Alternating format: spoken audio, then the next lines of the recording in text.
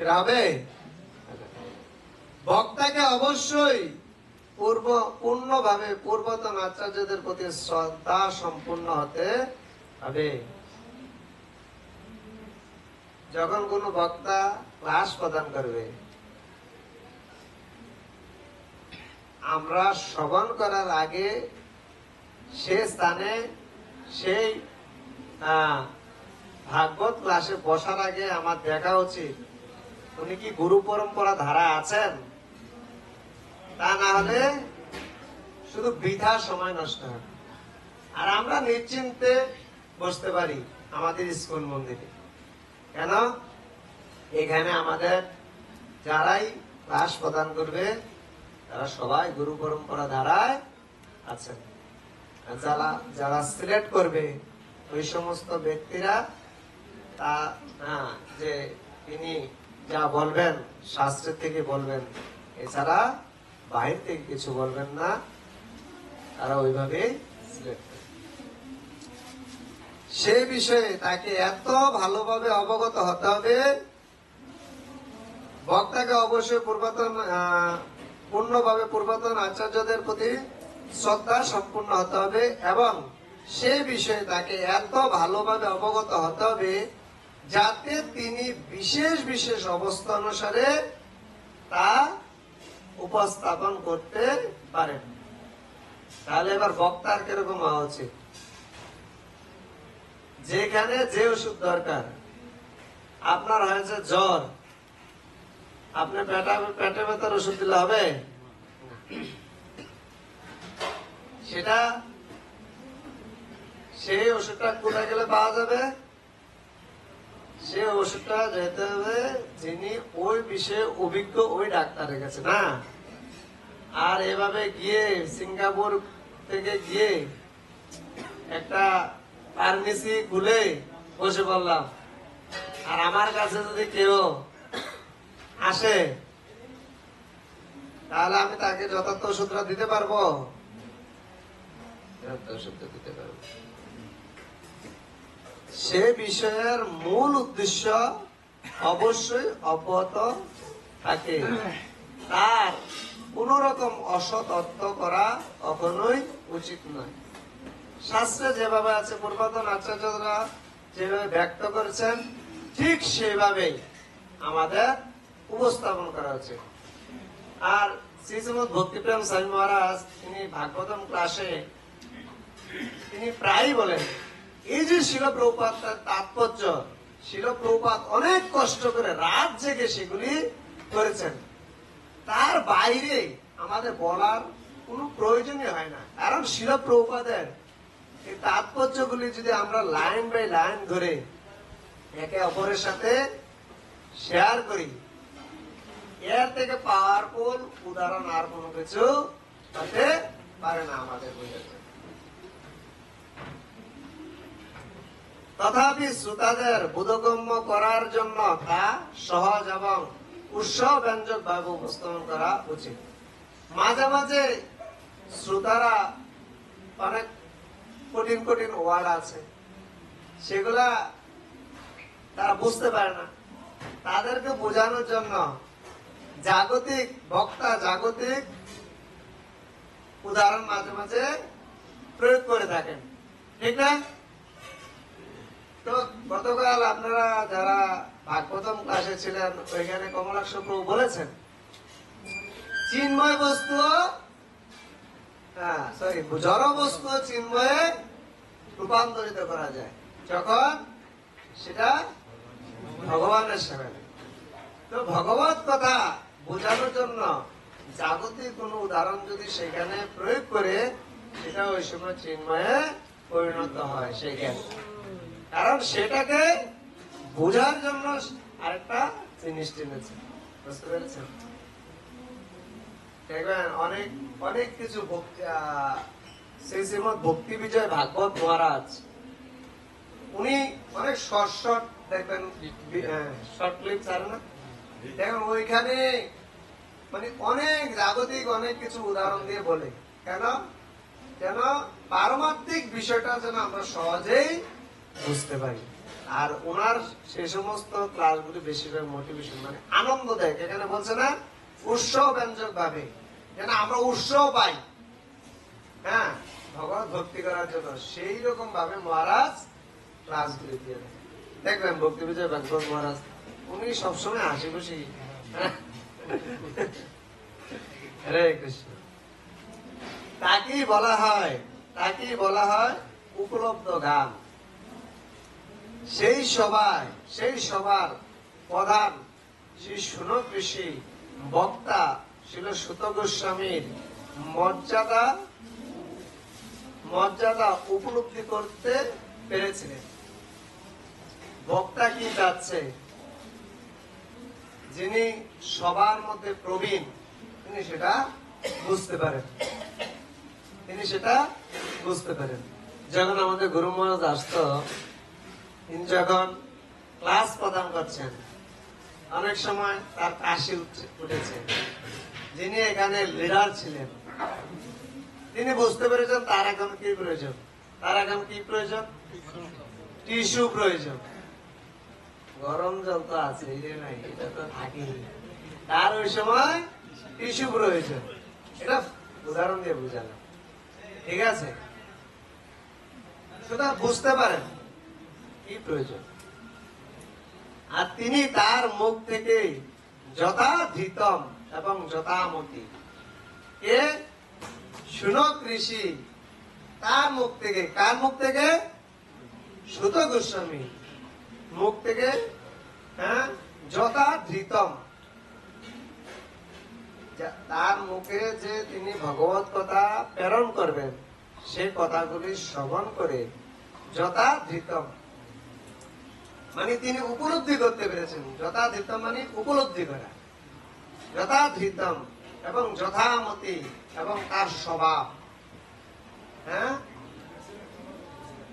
তিনি কি চাচ্ছেন, হ্যাঁ, যথামতি মানে স্বভাব, হ্যাঁ, তিনি কি চাচ্ছেন, এ শব্দ দুটি শ্রবণ করে তার বক্তব্যের গভীরতা, এই যে দেখুন, বক্তব্যের গভীরতা সম্বন্ধে অনুমান করতে পেরেছিলেন। তাহলে যে কেউ মাইক্রোফোন ধরা যাবে,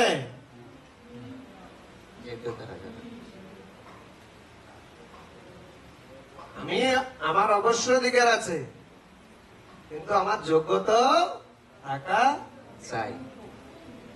আর যোগ্যতা করার জন্য কি করতে হবে?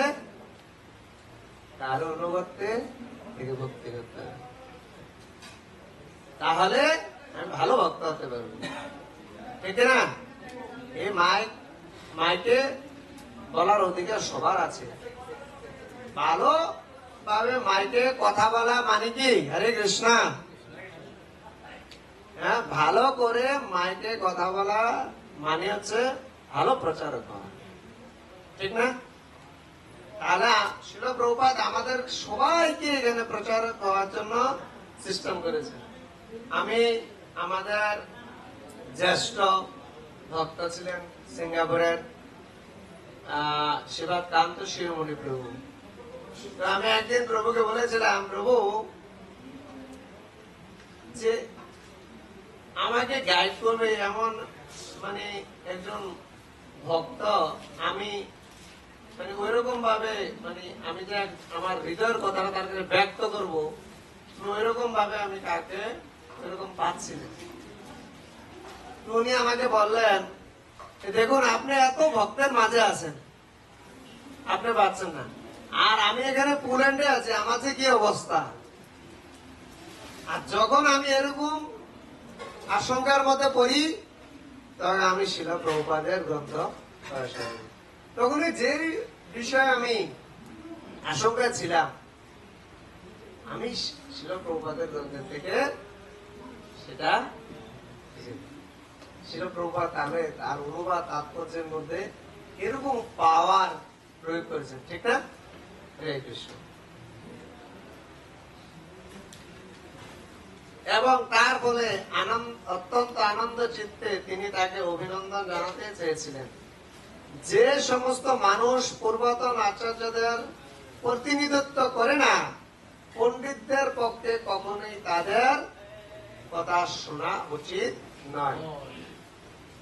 পূর্বতন আচার্য অর্থাৎ আমাদের গুরু পরম্পরা ধারায় যে শাস্ত্র জ্ঞান এসেছে, যারা ওই রকম বক্তা নয়, যে গুরু পরম্পরা ধারায় তারা প্রাপ্ত জ্ঞান প্রাপ্ত হয়নি, কিন্তু তারা প্রাক কীর্তন করছে, তাদের কাছ থেকে কখনো আমরা শ্রবণ করব না।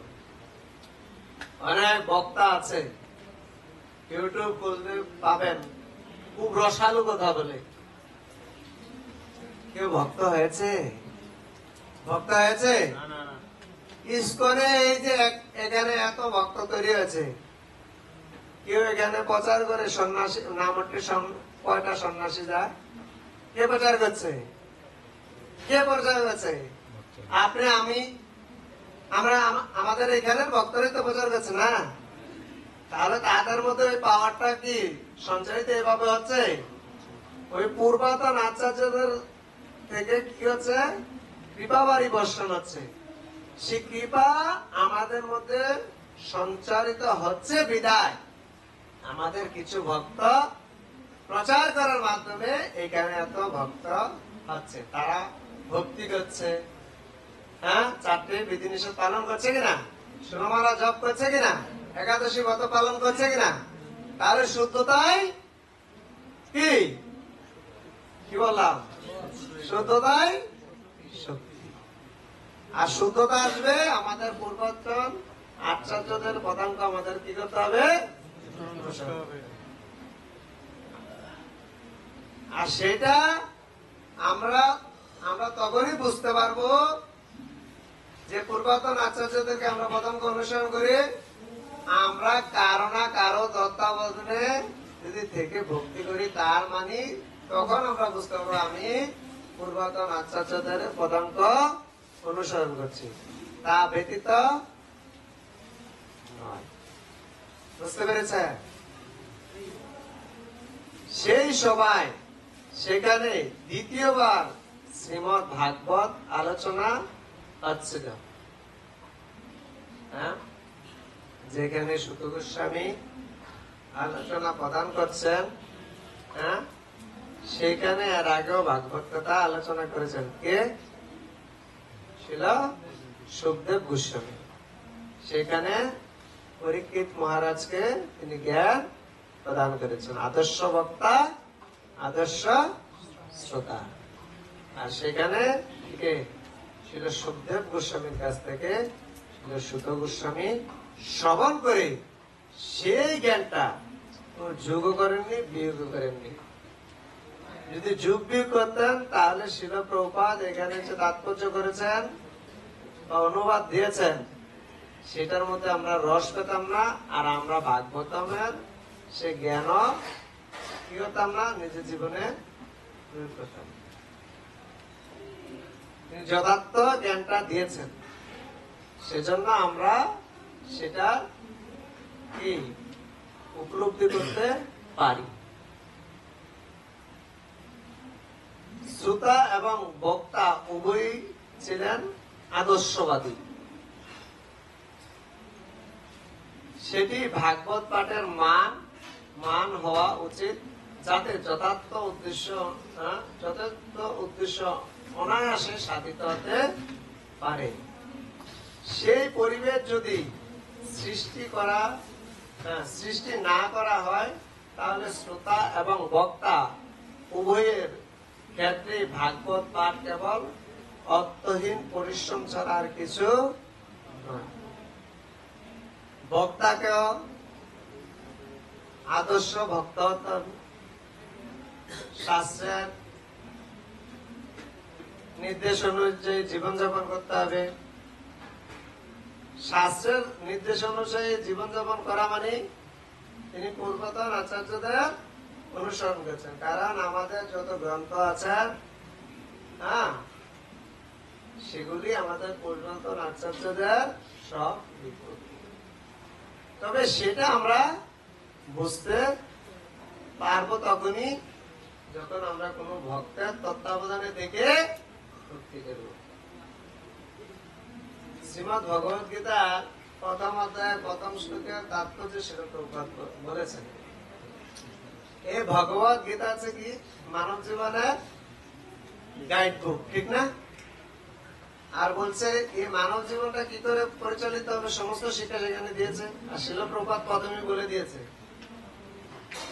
এই জীবনের যদি পূর্ণতা আমরা বুঝতে চাই তাহলে ভগবত গীতা পাঠ করতে হবে ভগবত তত্ত্বদর্শী কৃষ্ণ ভক্তের তত্ত্বাবধানে। তাহলে যথার্থ জ্ঞান আমরা উপলব্ধি করতে পারবো, যথার্থ শিক্ষাটা লাভ করতে পারবো। এছাড়া আমাদের সেটা সম্ভব নয়। কথা বুঝতে পেরেছেন? হরে কৃষ্ণ। জয় শিল প্রভুপাদ কি মন্ত্রা শ্রীমদ ভাগবতম অমল পুরাণ কি। আমি এই তাৎপর্যের বাইরে আজকে কিছু বললাম না। আপনারা পেটের টিতা লেগেছে, সমস্যা নেই। প্রসাদের খুব সুন্দর ব্যবস্থা করেছেন আমাদের রাধা কৃষ্ণ নামট্ট। সারাদিন ব্যাপী আপনাদের প্রসাদ আছে, অফুরন্ত প্রসাদ। কিন্তু আজকের থেকে আমরা এই পারণ থেকে আমরা একটা সংকল্প করব। সংকল্প কি? ঠিক আছে, গ্রন্থরাজ শ্রীমদ ভাগবতম কি। আজকে